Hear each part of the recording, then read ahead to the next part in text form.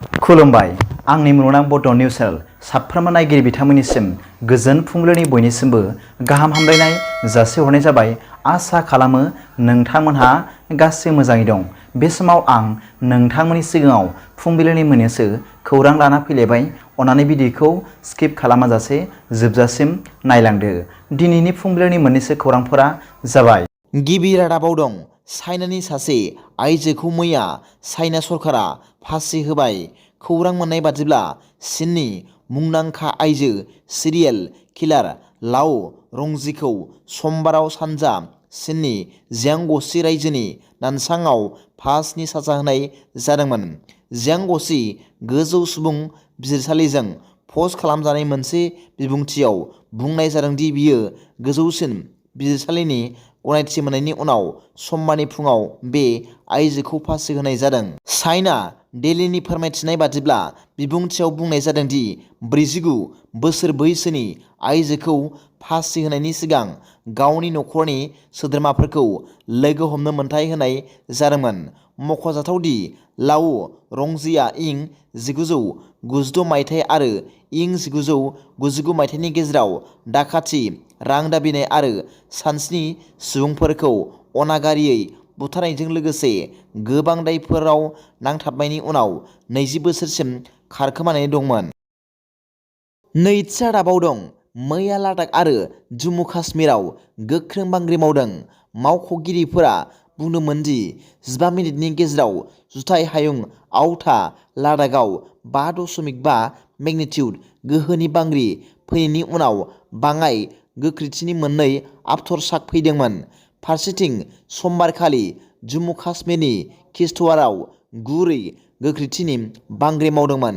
बिथांमोनहा फोरमायनाय बादिब्ला मैयासिमाव रावबो सुबुंनि जिउ खहा एबा खहा जानायनि खौरां गैया। नेशनेल सेन्टार अफ सिम्ब'लजीनि बादिब्ला बेलासिनि 3.48 रिंगायाव 5.5 मेगनिटिउड गोहोनि बांग्रि फैदोंमोन आरो बेनि मिरु थावनिया कारगिलमोन।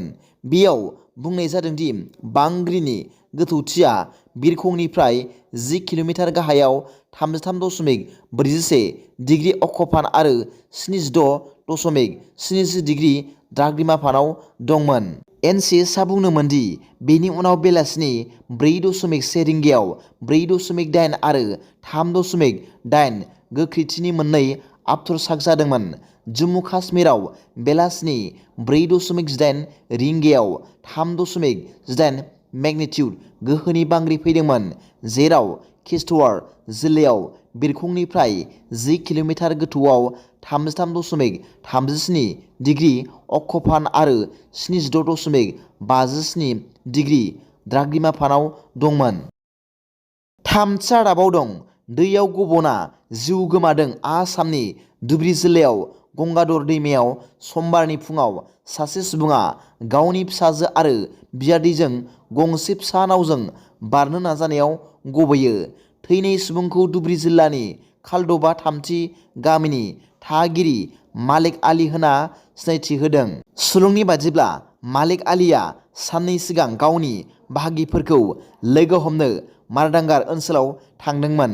समबाराव बिथाङा गावनि फिसाजो सलमा, जायहा आनजाद दंमोन, आरो गावनि बियादैखौ एखे नावजोंनो अंगमनियाव लांनो थिरांथा लायो। बबेखानि गोख्रों बोहैथिनि जाहोनाव नावआ दैमानि गेजेराव गोदोदोंमोन आरो मालिक आलीआ गोमादोंमोन। बिथांनि फिसाजो आरो बियादैया एलार्म होदोंमोन आरो माखासे जायगानि सुबुंफोरा बिसोरनि गाबनायखौ खोनानानै रैखा खालामदोंमोन। मालिक आलीखौ नागिरनो थाखाय मोनसे नागिरनाय हाबाफारि जागायदोंमोन आरो माखासे घन्टानि उनाव बिथांनि गोथै सह'खौ बोखांनो हादोंमोन। बे जाथाया गामिनि सुबुंफोर आरो खुरमा बाहागिफोरखौ सोमोनांहोदों। ब्रैथि रादाबाव दं BTR सोरखारा आइजोफोरनो रां रानना होदों। खौरां मोननाय बादिब्ला मैया 13 नं चिरां बियाबाव BTR सरकारनि अनसाइ बिथांखिनि मुङै सा 245 आइजोफोरनो 5,000 रांनि चेक साफायै रानना होदों। बे रांनि चेकफोरखौ 13 नं चिरां बियाबनि MCLA सायखं बसुमतारी बिथाङा गथायनानै होदों होनना मिथिनो मोन्दों। मिथिनो मोनबावनाय बादिब्ला आथिखालाव BTRनि गासै मोन 40था बियाबाव अनसाय बिथांखिनि मुङाव रांनि अनसुंथाइ राननाय हाबाफारिया मैखोमैनो सोलिगासिनो दं। बाक्सा रादाबाव दं मणिपुरनि हिंसायारि जाथायखौ नायबिजिरनो थाखाय मैया CBIनि गाहाय अफिसार प्रवीण सुद बिथाङा गुवाहाटीआव सफैबाय। खौरां मोननाय बादिब्ला बिथाङा सा सानजा भारतआव स्पेशेल इन्वेस्टिगेशन टीमजों नायसंजानाय मोन 6 हिंसायारि जाथायनि केसखौ नायसंगोन आरो बेनि उनाव मणिपुरनि राजथावनि इम्फलसिम स्पेशेल फ्लाइटजों रावना होलांगोन। दिनैनि फुंबिलिनि मोननैसो खौरांफोरा दा बेखिनिल'मोन। भिडिअखौ मोजां मोनदोंब्ला आंनि बे मुलुगनां बड' निउस चेनेलखौ अन्नानै साबस्क्राइब खालाम आरो बेल आइकनआवबो थुनानै ला, जाहाथे आं गोदान निउस आपडेट लानानै फैब्ला नोंथांनियाव सिगांग्रो नटिफिकेसन सौहैयो।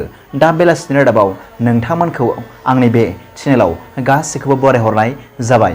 गोजोन्थों। एसेनोसै। जै बर' हारिनि जै।